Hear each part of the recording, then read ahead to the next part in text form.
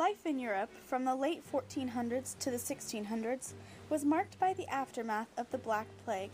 The small villages which most Europeans inhabited during this period were traditionally isolated, but were experiencing changes in economic, social, and political norms.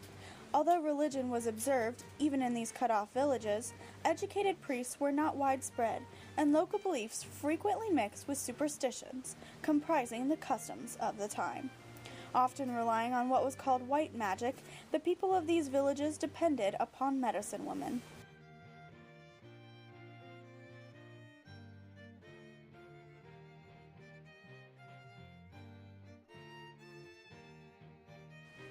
Women who were previously seen as the village healers quickly became the targets of a mass hysteria whenever their village faced an unexpected problem.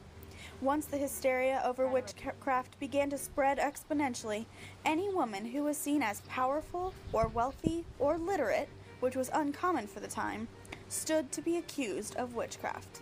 Thus began what Professor R.H. Robbins calls the most shocking nightmare, the foulest crime, and deepest shame of Western civilization. We come to arrest you, witch. No, I'm not a witch! I'm not a witch! No! We know you're a witch. Let's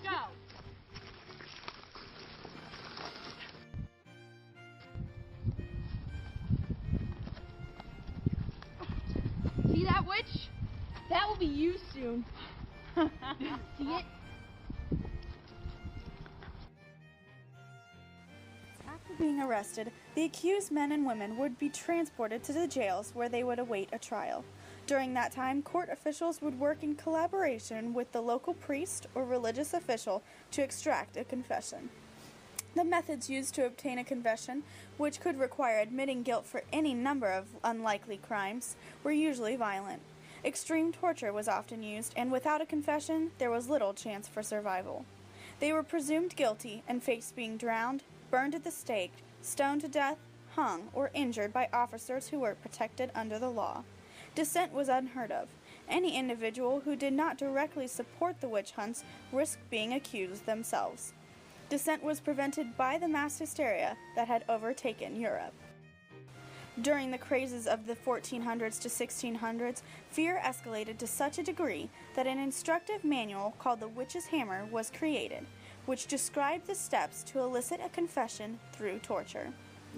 After an almost inevitable confession from a brutal interrogation, the accused had to stand a highly prejudiced trial. Are you a witch? No. Then what were you doing in the woods? I was making herbs Herbs for what? for the sick children. Did you make them sick? No. What were you doing? I was making herbs for the sick children. There are no sick children. Well, the sick children! What sick children? The ones I did not make sick. Why is the harvest bad? I don't know. Yes, you do. No, I do not. You are going to die.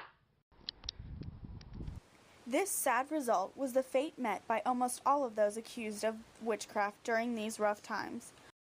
Only once education began to be emphasized through scientific advances did the accusations slow and the death toll taper off.